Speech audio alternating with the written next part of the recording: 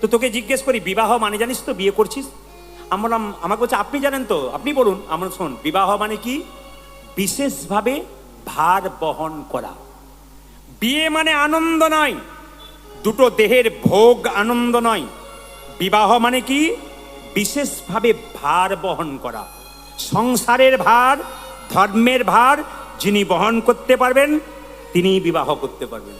ছেলেটি বলছে বিবাহ মানে আমি আলাদা শিখেছি। বললাম কিরকম? বলছে বিপদ বাড়ানো হলো। সে কি রে? বলছে হ্যাঁ, আপনারা বিয়েতে কত ভালো ভালো গাড়ি করেন, কিন্তু ও কোন গাড়ি করেছে জানেন? উনি অ্যাম্বুলেন্স করেছেন। বললাম হ্যাঁ রে, অ্যাম্বুলেন্স কেন করেছিস? বলছে এখন থেকে তো আমার মানে অসুস্থ হতে শুরু করবো, তাই আগে থেকে গাড়িতে চাপতে শুরু করলাম। আমাকে আবার কি বলছে শুনলে চমকে যাবেন। বলছে দাদা, বিয়ের মাছ ভাজার আগে কি মাখানো হয়? মাছ ভাজার আগে কি মাখানো হয় জোরে বলুন মায়েরা? কি মাখানো হয় জোরে বলুন? হলুদ নাকি? একটু জোরে বলুন, কি মাখানো হয়? আচ্ছা, কেন মাখানো হয় বলুন তো? মাছগুলো বেশ খরা খরা পোড়া পোড়া ভাজানো হবে বলে। আচ্ছা, বিয়ের আগে কি মাখা হয় জোরে বলুন? কেন হলুদ মাখা হয়? জীবনটা বিয়ের পরে পোড়া পোড়া হয়ে যাবে বলে। জোরে বলুন রাধা রানী কি? না না, কীর্তনে মজা আছে, যত রাত বাড়বে তত বুঝবেন।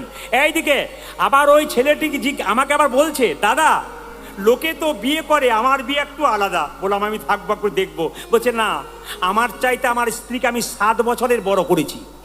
বললাম তোর চাইতে 7 বছরের বড়? বলছে হ্যাঁ। বলে কেন? বলছে কারণ আছে, আমি ভেবে চিনতে করেছি। আপনাদের ঘোষবাড়িতে যারা কীর্তন শুনতে এসছেন, স্বামীর নাম ধরে নিশ্চয় কোনো মেয়ে ডাকেন না? দু একজন ডাকে, কিন্তু যারা ডাকে তারা চুপচাপ হয়ে গেছে।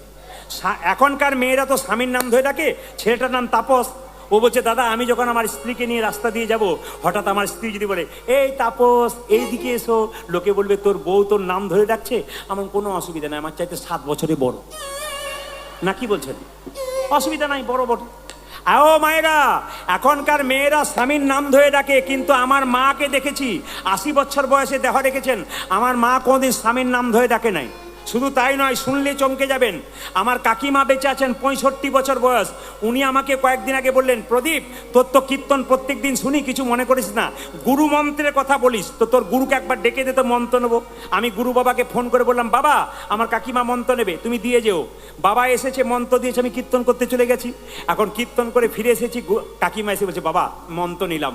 বলে ভালো করেছো। এক জায়গায় গন্ডগোল হয়ে গেছে। বলে কি গন্ডগোল হয়ে গেছে? বলছে মন্ত্র দেবার আগে গুরু বাবা বলেছে যে গুরু মন্ত্র জপ করবার আগে মহামন্ত্র জপ করতে হয়, হরে কৃষ্ণ কৃষ্ণ কৃষ্ণ হরে হরে, এই নাম জপ করতে হয়। বললাম তোমার কোনো অসুবিধা নাই, তুমি জপ করো। বলছে না, আমার এক জায়গাতে গন্ডগোল হয়। বলে কোথায়? হরে কৃষ্ণ কৃষ্ণ কৃষ্ণ হরে হরে। তারপর তোর কাকার কি নাম বটে? তুই তো জানিস রে। কি নাম বটে কাকা? কাকার কি নাম বলতে হবে তো নাকি? কি নাম? রাম। রাম, তাই তো? কাকার নাম রাম। আমরা শোনো শোনো, কোনো অসুবিধা নেই, তুমি নাম করো। তোমার স্বামীর নাম হলে কি হবে? ভগবানের নাম বটে। ওই যে তুই যতই লোককে বোঝা, আমার 13 বছর বয়সে বিয়ে হয়েছে। আমার কাকিমা বলছে আমি স্বামীর নাম করি নাই, আমি করব না। বলুন তা তোমাকে তো বলতে হবে। বলছে আমি একটা বুদ্ধি করে নিয়েছি। বলে কি বুদ্ধি? আমি আজ থেকে, আমার 7টা ছেলে মরে যাওয়ার পর একটা ছেলে হয়েছে, তার নাম ফেলারাম। আমি আজ থেকে বলবো হরে কৃষ্ণ কৃষ্ণ কৃষ্ণ হরে হরে, হরে ফেলার বাবা, হরে ফেলার বাবা। বাবা রে কাকিমা, তোমার ঘটে কি বুদ্ধি আছে গো! কীর্তনের রস আছে, যত রাত বাড়বে তত বুঝতে পারবেন।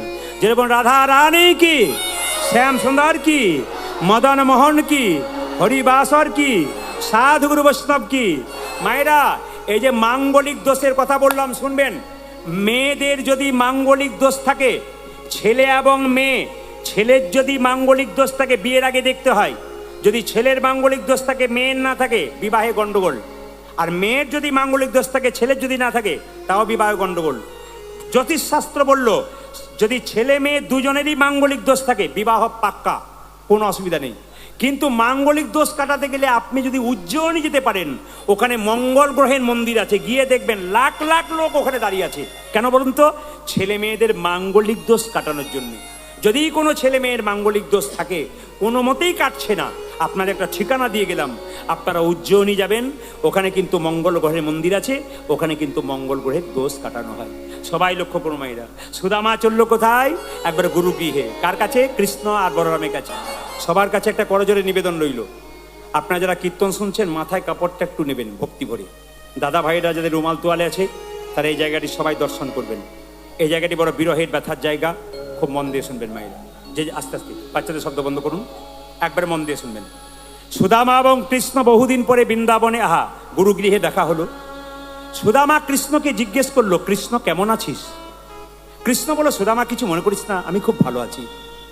আচ্ছা সুদামা, তুই তো বহুদিন পর আমার কাছে এলি, তুই আমাকে কেমন ভালোবাসিস? ভালো করে শুনবেন, জায়গাটি শোনার মতো কিন্তু। যারা দর্শন করবেন, যারা মাথায় কাপড় না তারা কিন্তু নিয়ে নিয়েছে, আর যাদের নাই, যে বাবাদের আছে তা রুমাল তোয়ালে তারা নেবেন, যাদের নেই একবার মাথায় ঠেকিয়ে হাতটা ঠেকিয়ে করজোরে বসবেন। সুদামা তুই আমাকে কেমন ভালোবাসিস? সুদামা কৃষ্ণকে বলল, কানাই এ পৃথিবীর সব চাইতে বেশি তোকে ভালোবাসি। কথা দে সুদামা, সত্যি যদি তুই আমাকে ভালোবাসিস, আমার মাথায় হাত দিয়ে বল, আমি যা বলবো তুই তাই করবি। কারো মাথায় হাত দিয়ে কথা দেবেন না মা। সুদামা কিন্তু কৃষ্ণের মাথায় হাত দিয়ে কথা দিয়ে দিল, তোর জন্য আমি প্রাণ দিয়ে দেবো, তুই যা বলবি তাই করব। আচ্ছা সুদামা কিছু মনে করিস না, তুই বললি আমি যা বলবো তাই করবি? হ্যাঁ রে, গুরুমা প্রত্যেক দিন সকালে নাড়ু তৈরি করে, কিন্তু আমি বারবার ভাবি নাড়ুটা খাবো, খেতে পাই না। গুরুমা আজকে সকালবেলায় নারকেলের নাড়ু করেছে, রান্নাঘরে রেখেছে, তুই এক কাজ করবি ভাই। বাচ্চাদের শব্দ বন্ধ করুন, বাচ্চাদের শব্দ বন্ধ করুন, বারবার বলছি বন্ধ করুন, বন্ধ। ওটা গানটাই নষ্ট করবে কিন্তু। যাও এখান থেকে যাও। মায়েরা কি বললাম, সঙ্গে সঙ্গে বলছে, আমার গুরুমা সকালবেলায় নাড়ু তৈরি করেছে, তুই চুরি করতে পারবি না? তোর যদি নাড়ু খাবার ইচ্ছা হয় কানাই, আমি মায়ের কাছে যাবো, মায়ের কাছ থেকে না আমি নাড়ু এনে দেবো, তবু আমি নাড়ু চুরি করতে পারবো না। কানাই তুই আমাকে চুরি করতে বলছিস? সুদামা তুই যে একটু আগে বললি আমার জন্য তুই প্রাণ দিতে বাধ্য,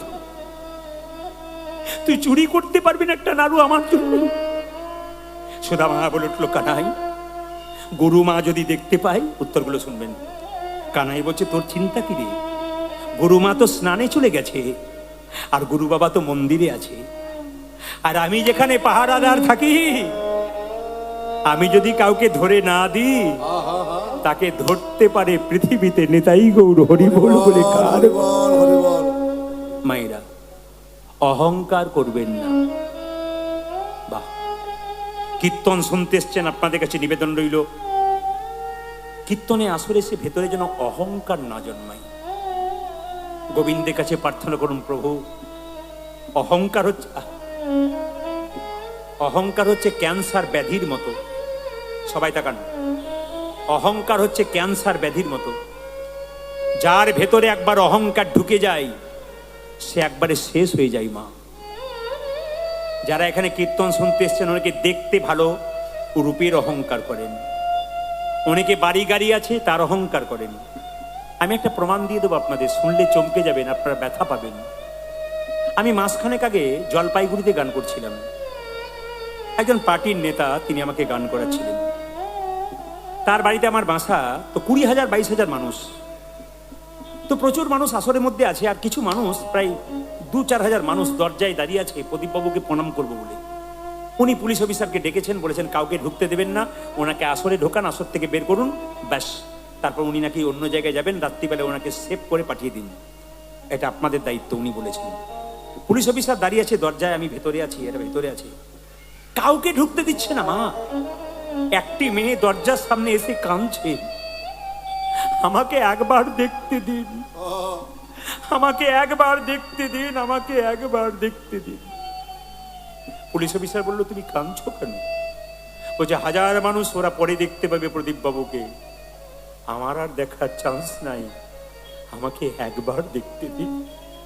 আসলে মায়েরা, মেয়েটির বয়স 21 বছর, শুনবেন, একবারে ফুলের মতো সুন্দর চেহারা, বড় লোকের মেয়ে, এত সুন্দর চুল, এত সুন্দর মুখ, যেন তুলি দিয়ে কেউ গড়ে দিয়েছে। 21 বছর বয়স, 18 বছর বয়সে বিয়ে হয়ে গেছে, একটি মাত্র ছোট্ট বাচ্চা। আমাকে প্রণাম করতে এসে দেখলাম তার চোখে কালি, মুখটা শুকিয়ে গেছে, হাতগুলো জড়ো হয়ে গেছে। আমাকে প্রণাম করে যখন চোখের জলে কাঁদছে, আমি জিজ্ঞেস করলাম, তুমি কাঁদো কেন? বলে, বাবা আমি আর বেশি দিন বাঁচবো না। বলে, কেন? আমার ক্যান্সার হয়ে গেছে। আমি তখন মনে মনে ভাবলাম, রূপের অহংকার করছো? যে চামড়াটাকে তুমি বারবার ভালো জিনিস দিয়ে ঘষছো, গোবিন্দের কাছে প্রার্থনা করো যেন সুস্থ শরীরে তোমার চরণ সেবা করতে পারে। যতদিন সুস্থ শরীরে আছেন জানবেন গোবিন্দের কৃপা আপনার উপরে আছে। শরীরটা দেখতে ভালো, কিন্তু ভেতরে যদি কোনো ব্যাধির জন্ম নিয়েছে, ওই যখন ফুটে উঠবে তখন দেখবেন আপনার সব শেষ হয়ে গেছে, আর কিচ্ছু না। গোবিন্দের কাছে প্রার্থনা করুন, যতদিন বেঁচে আছেন ডাল ভাত খান, শাক ভাত খান, যেন সুস্থ শরীরে গোবিন্দের আরাধনা করতে পারেন। মেয়েটি বারবার আমার পায়ে ধরে কাঁদছে, আমি বললাম দাঁড়াও, বলে আমি কি বাঁচবো না? আমার কাছে একই প্রশ্ন। আমি বললাম মা কিছু মনে করো না, বাঁচার জীবন, এই দুটো বাঁচার মরণ এটা আমার হাতে নয়, সব গোবিন্দের হাতে। তবে তুমি গোবিন্দকে প্রার্থনা করো, দেখো তোমার কি হয়। শুনলে চমকে যাবেন, উনি বললেন আমাকে আপনি আজ থেকে যা বলবেন আমি তাই করব, এটা আমার শেষ চেষ্টা, তাতে যা হয় হবে। আমি বললাম কেন গো? আমি যখন বাড়িতে নতুন বউ হয়ে গেলাম, আমার শ্বশুর শাশুড়ি সবাই আমাকে ভালোবেসেছিল, আজ তারা সবাই সরে গেছে আমার রোগ হয়েছে বলে, কিন্তু আমার স্বামী আমার কাছ থেকে সরে নাই। প্রতিদিন বিছানায় যখন ছটফট ছটফট করি, আমার স্বামী মাথায় হাত বুলিয়ে দেয়, আমাকে সান্ত্বনা দেয়। আমার মা বাবা বেঁচে ছিল, তারাও চলে গেছে, পৃথিবীতে একমাত্র আমার স্বামী ছাড়া কেউ নাই। ওনাকে বললাম তুমি গোপাল সেবা করো। আজকে মায়েরা কিছু মনে করবেন না, কিছুদিন ধরে গোপাল সেবা করছে। কয়েকদিন আগে ফোন করে বলল বাবা, ডাক্তারবাবু আমাকে বলেছেন তোমার প্রায় 90% কিওরের দিকে যাচ্ছে। আমি গোপালকে ধরে বসে আছি। আমি জানতে পারলাম জীবনে যদি পৃথিবীতে বাঁচতে হয় ভগবান ছাড়া কোনো উপায় নাই। তাই যারা কীর্তন শুনতে এসছেন বারবার বলবো, টাকার অহংকার করবেন না, বাড়ির অহংকার করবেন না, গাড়ির অহংকার করবেন না, দেহের অহংকার করবেন না। একটা ওষুধের বোতলের উপরে এক্সপায়ারি ডেট লেখা থাকে, আমরা জানতে পারি এক্সপায়ারি হয়ে যাবে, কিন্তু আমাদের দেহের মধ্যে কোনো এক্সপায়ারি ডেট নাই। কে কখন চলে যাবে কেউ জানে না। মায়েরা সবাই তাকান। সুদামা বলল কানাই চুরি আমি করব, তুই একটু। হ্যাঁ আমি দাঁড়িয়ে রইলাম, যা তুই ভেতরে যা। সুদামা মায়েরা চুরি করবার জন্য ভেতরে ঢুকেছে, আর জেনে একটা নাড়ু কৃষ্ণকে দিয়েছে, আরেকটা দে, আবার আনতে গেছে, আরেকটা দে, আবার আনতে গেছে, আরেকটা দে। সঙ্গে সঙ্গে গুরুমা স্নান থেকে ফিরে এসেছে, আর চিৎকার করে কৃষ্ণ বলে উঠলো গুরুমা, গুরুমা। তাকিয়ে দেখো কে নাড়ু চুরি করছে। তুমি আমাকে বলো আমি চোর, দেখো কে ঢুকে আছে। তুমি সুদামা বলছে কানাই তুই তো বলেছিস যে করে আমার আস আমি করি তার সর্বনাশ।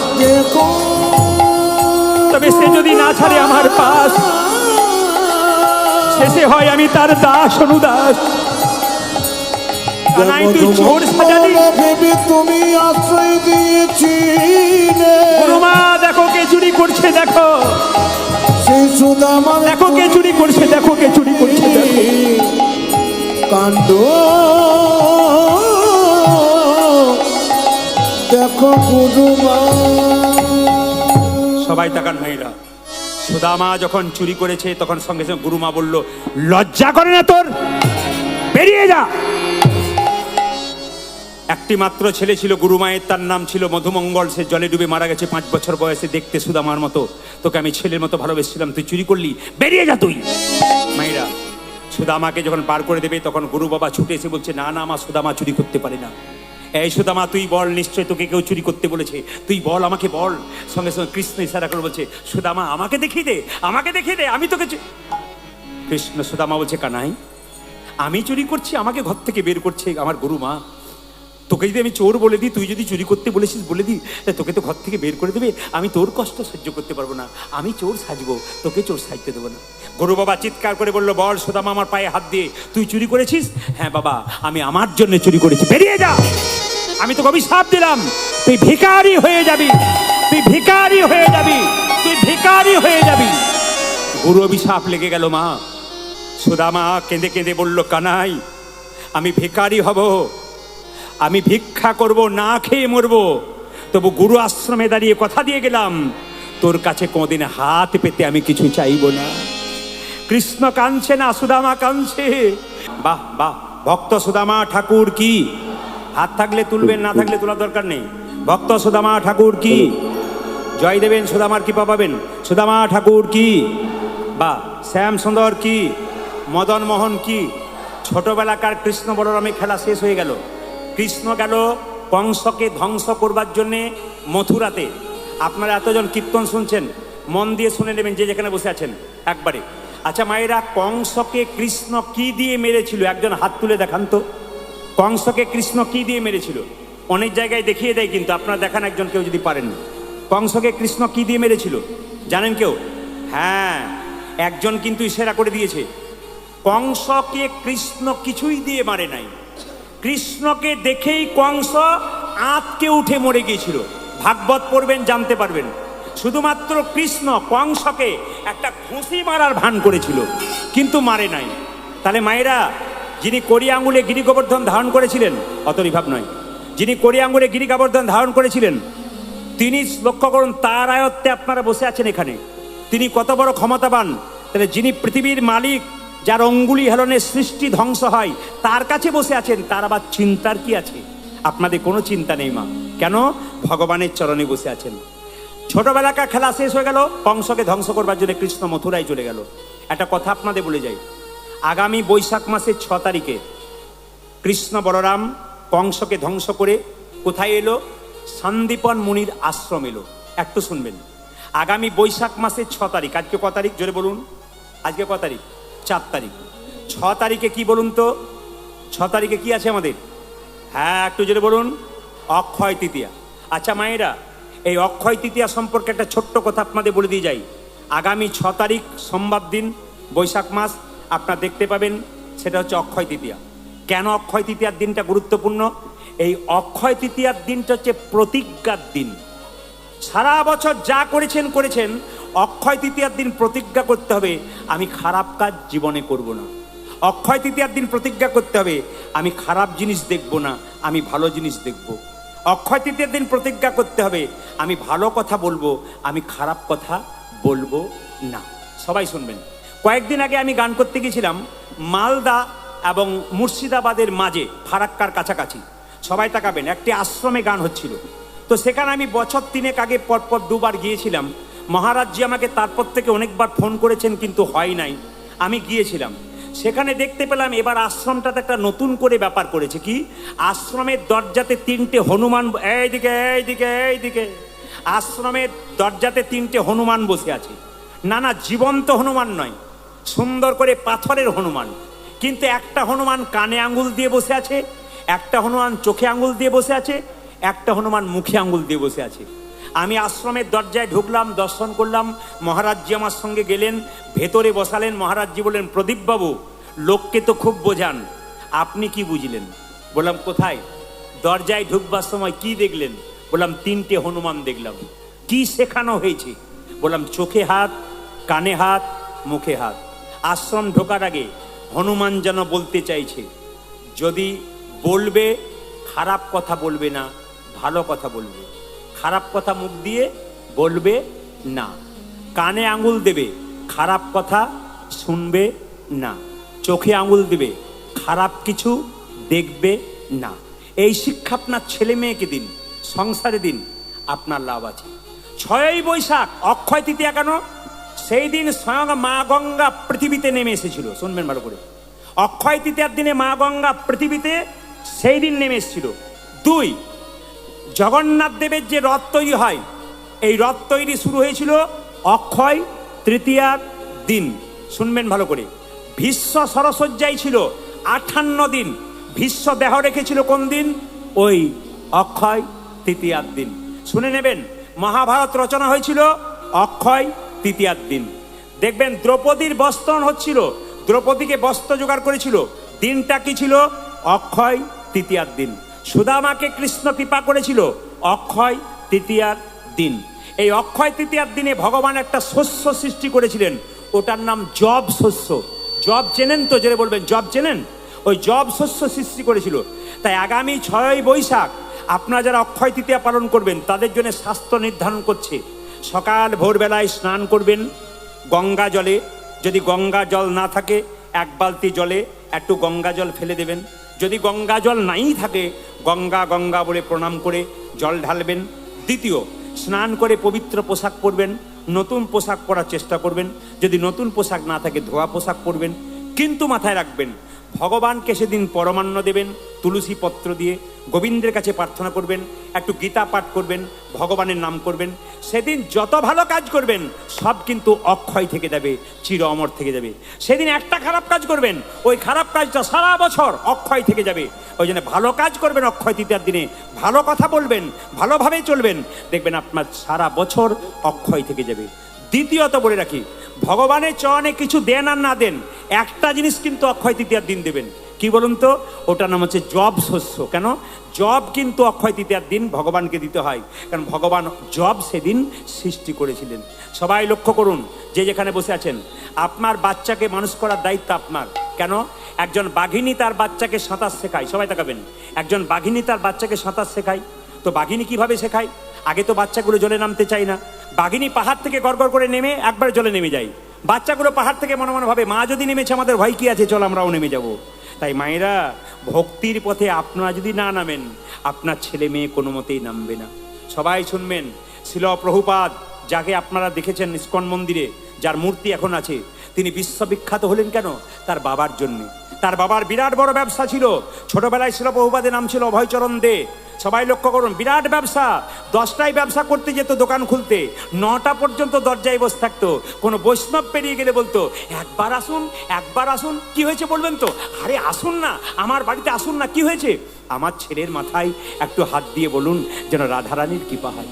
বাবার এরকম প্রচেষ্টা ছিল বলেই তো তার সন্তান আজকে এত বড় হতে পেরেছিল। ওই জন্য মায়েদের কাছে নিবেদন রইল, যে যেখানে বসে আছেন, মা বাবার চেষ্টা যদি ভালো না থাকে, সন্তান কোনো মতে ভালো হতে পারে না।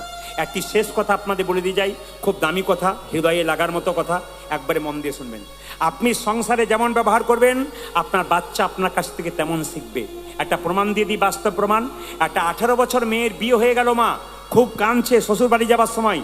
মেয়ের বাবা মেয়েকে বলছে, খুকি তুই কাঁদিস না, তোকে কথা দিলাম কি প্রতি মাসে মাসে তোর বাড়ি যাব। মেয়েকে তার মা বলছে, শ্বশুর বাড়ি যাবি, শ্বশুর মশাইকে প্রণাম করবি, শাশুড়িকে প্রণাম করবি, তাদেরকে শ্রদ্ধা করবি। মেয়েটা বলে উঠলো, হ্যাঁ নিশ্চয়ই করব।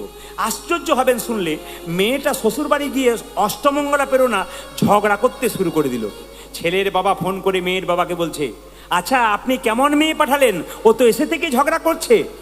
সঙ্গে সঙ্গে মেয়েটি যখন অষ্টমঙ্গলা করতে এলো, তার মা বাবা বলল, খুকি যেদিন তোর বিয়ে হলো সেদিন তোকে কানে কানে বললাম ঝগড়া করিস না, শ্রদ্ধা করবি, ভক্তি করবি, তুই যে বলি হ্যাঁ করব, গিয়ে যে ঝগড়া করতে শুরু করলি। মেয়েটা বলছে, মা 18 বছর ধরে বাড়িতে যেটা শিখলাম সেটা করব, না শেষ দিনে যেটা শেখালে সেটা করব।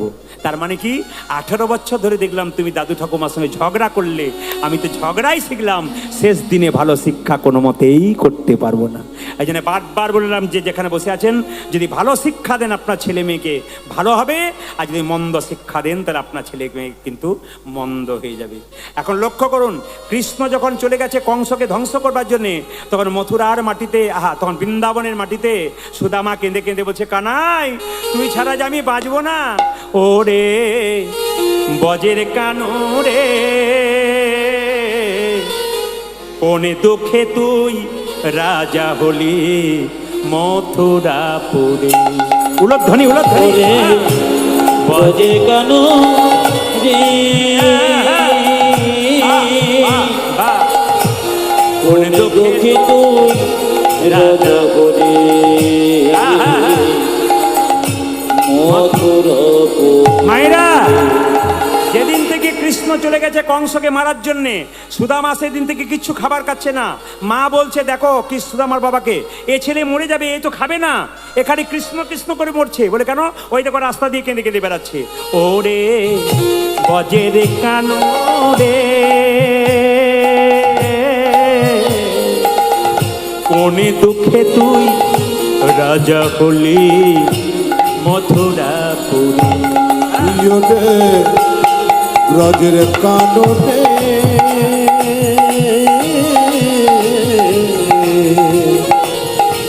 কোন দুঃখে তো রাজা বলে মথুরাপুরে। ওরে আর কি ফিরে আসবি না ভাই বৃন্দাবন মা,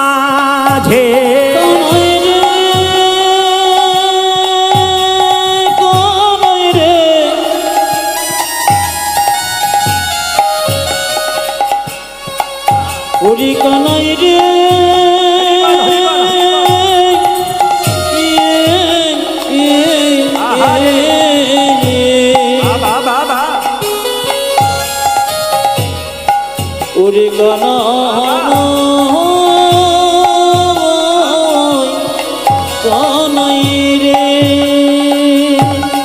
কানাই আর কি ফিরে আসবি না বৃন্দাবনের মাঝে ও যে আর কি ফিরে আসবি না ভাই বৃন্দাবন মাঝে আর কি ফিরে আসবি বাবা। না বাবা বাবা বাবা বৃন্দাবনের মাঝে ওরে বজের কানো রে কোন দুঃখে তুই রাজা হলি মথুরাপুরে ওরে ওরে কানো কোন দুঃখে তুই রাজা বলে মথুরাপুরে ওরে নন্দ রানী লইয়ে নবনী ফিরছে দাঁড়ে দাঁড়ে নই তোর নন্দনে লইয়ে নবনী লয়ে ন হরিবল হরিবল ফিরছে দাঁড়ে দাঁড়ে ওরে নন্দ রানী লইয়ে নবনী ফিরছে দাঁড়ে দাঁড়ে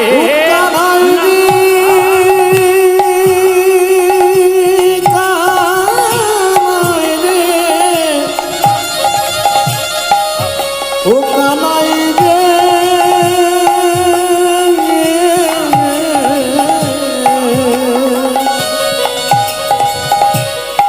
কানাই রে কানাই রে কানাই রে আজ নন্দরানী লয়ন বনে ফিরিতে দাবি দাবি ও যে নন্দ পিতা ঝুলছে ছিতা প্রাণেতে জীবার তরে ও তোর নন্দ পিত জেনেছি চিত প্রাণীকে জীবারি করে ও যে নন্দ পিতা ঝুলছে ছিতা প্রাণেতে জীবার ও তরে কানাই তুমি নন্দ পিতা জেলেছি চিতা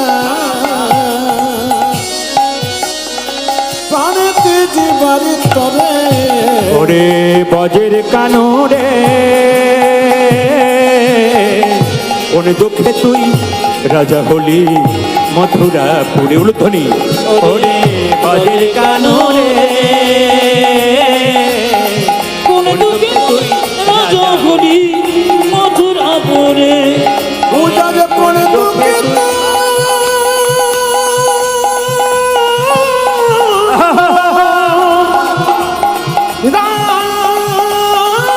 রাজা হলি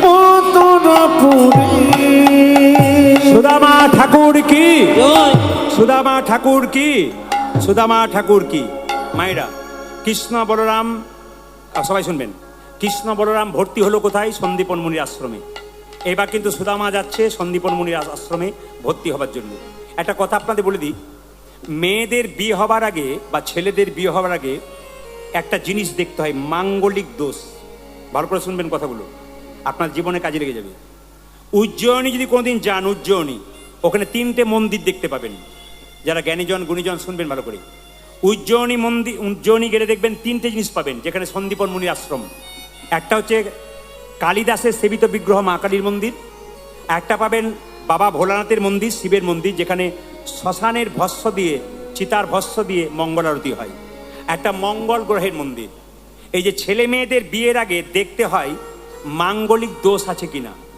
এখন তার বিয়ে দিতে হয় না হ্যালো আর গেল না কি বলছেন এখন তো হ্যালো হলেই চলে যায় না কি বলছেন জোরে বলুন বিয়ে দিতে হয় জোরে বলুন এখন দিতে হয় হ্যাঁ দেখুন বয়স্ক মায়েরা কি সুন্দর বলছে দিতে হয় না আচ্ছা বিয়ের কথা যখন হলো তখন একটা কথা আপনাদের বলি আপনারা কে কে বিয়ে করেছেন হাত তুলুন তো। কেউ করেন নাই আচ্ছা আচ্ছা বেশ বেশ যারা করেছেন তারা ভয়ে তুলছেন আর যারা করেন নাই তারা তুলছেন না একটু বুঝিয়ে দিই আপনাদের আমার পাড়াতে একটা ছেলের বিয়ে হলো 18 অঘ্রাণ তো ছেলেটা কথা শুনলে চমকে যাবেন। ছেলেটা বলছে, দাদা সেদিন আমি বাড়িতে ছিলাম, আজকে বিয়ের দিনে আপনি বাড়ি আছেন, নিমন্ত্রণ 10 দিন আগে করেছি, আজ কিন্তু আপনাকে আমার বাড়ি যেতে হবে। বললাম, ভাই দেখ কিছু মনে করিস না, আমি তো গান করে এসেছি, বড় ক্লান্ত হয়ে আছি, আমি যাবো তোর বাড়ি একবার। সুদামাকে গুরুদেব অভিশাপ দিল, তুই ভিখারি হবি, তুই না খেয়ে মরবি, তোর অভাব মিটবে না। সুদামা বাড়ি গিয়ে বসুন্ধরাকে বিয়ে করলো মা। কীর্তন যখন শুনছেন আপনারা রাত্রি পর্যন্ত, আপনারা যেভাবে এঁটে সেটে বসছেন, আমি আজকে সিদ্ধান্ত নিচ্ছি আমি 3টে পর্যন্ত কীর্তন করবো। রাজি আছেন? জোরে বলুন হ্যাঁ না না, রাজি আছেন? 3টে পর্যন্ত। 3টে মানে ভোর 3টে বলি নাই, 3 ঘন্টার কথা বলেছি। কিন্তু কিছু মনে করবেন না, ও তো 6টায় শুরু করেছে, ওরা এখন বাজছে 9:30টার দিকে, কিন্তু আপনার 3 ঘন্টা পেরিয়ে গেছে। আপনার একবার জোরে বলুন, ভক্ত সুদামা কি, ভক্ত সুদামা কি, ভক্ত সুদামা কি, ভক্ত সুদামা কি। এই দিয়ে তাকাবেন। আপনার কীর্তন তো শুনছেন, কিছু মনে করবেন না। সুদামার অবস্থা কি হলো একটু পরে বলে দেবো। আচ্ছা, সম্রাট আলেকজান্ডারের নাম শুনেছেন? জোরে বলুন হ্যাঁ না না, শুনেছেন? এই সম্রাট আলেকজান্ডার মরার সময় 3টে কথা বলে গিয়েছিল, ভালো করে শুনবেন। যখন তিনি ছিলেন পৃথিবীর সম্পত্তিকে 7 ভাগ করলে 1 ভাগ সম্পত্তির মালিক সম্রাট আলেকজান্ডার। কত টাকার মালিক?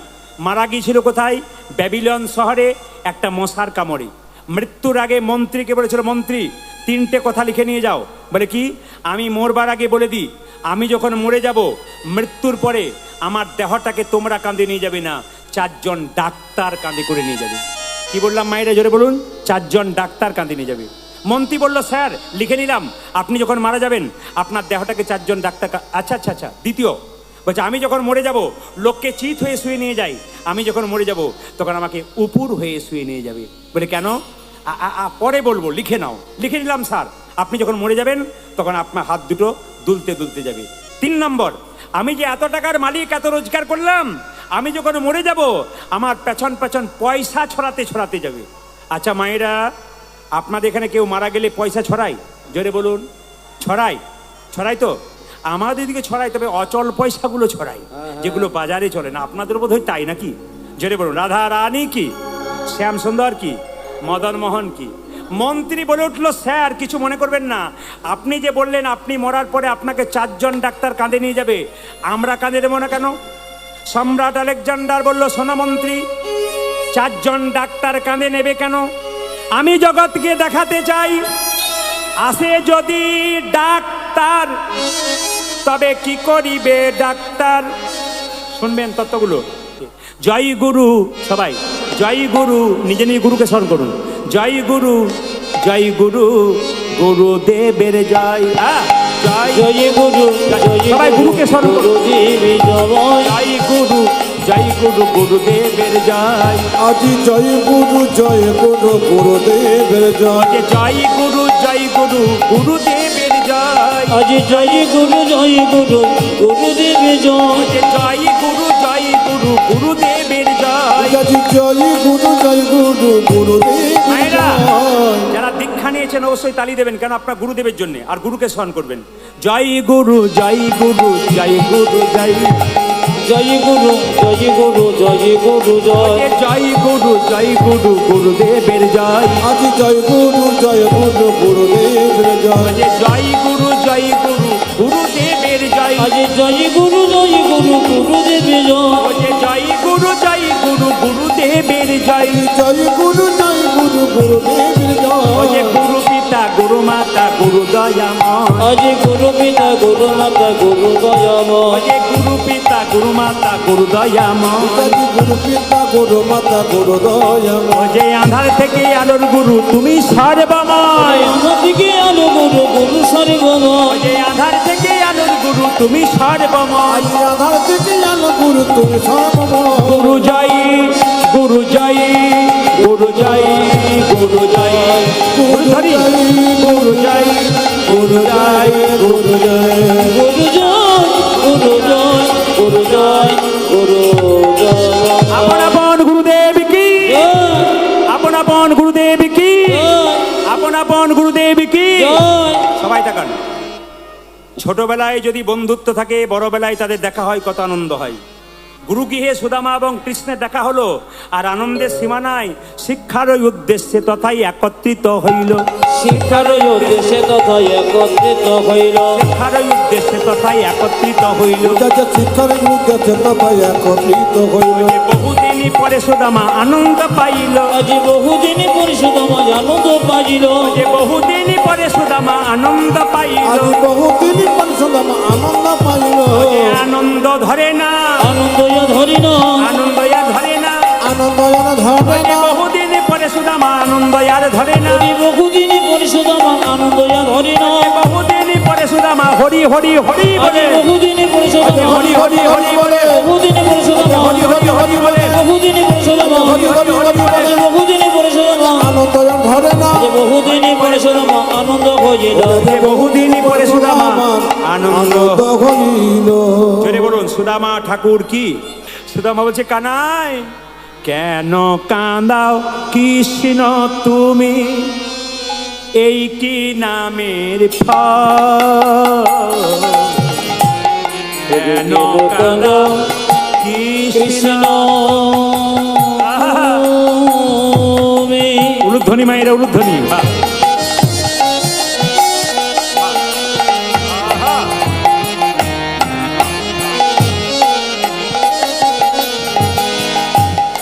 এই কি নামের ফল? কেন কাঁদাও কৃষ্ণ তুমি, এই কি নামের ফল? আজ কেন কাঁদা কৃষ্ণ তো আহ,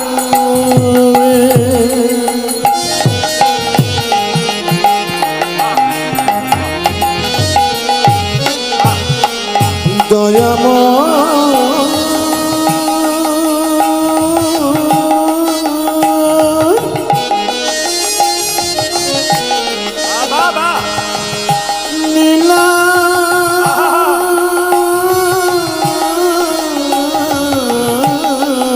সবাই অনুভব করুন, নিজেকে সুদামার মতো ভাবতে হবে, তবে কৃপা হয়ে যাবে। একবারে সুদামা, বসে বসে ভাববেন আমি সুদামা এসেছি। বাহ!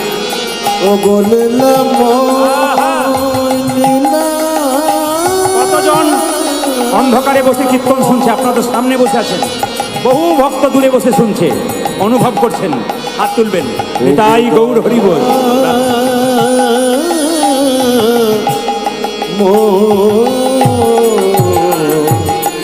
আজ কেন কাঁদা কৃষ্ণ তো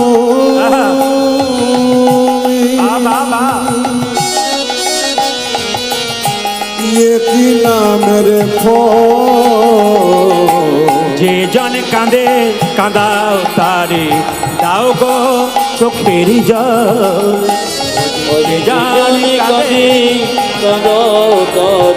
দাও গো চোখে জল। ও যে জন কাঁদে কাঁদাও তারে, দাও গো চোখের জল। সঙ্গে সঙ্গে দুজনে কাঁদে কাঁদাও তারে, দাও চোখের জল। আসে যদি ডাক্তার, ডাকে তবে কি করিবে ডাকিতা? ডাকি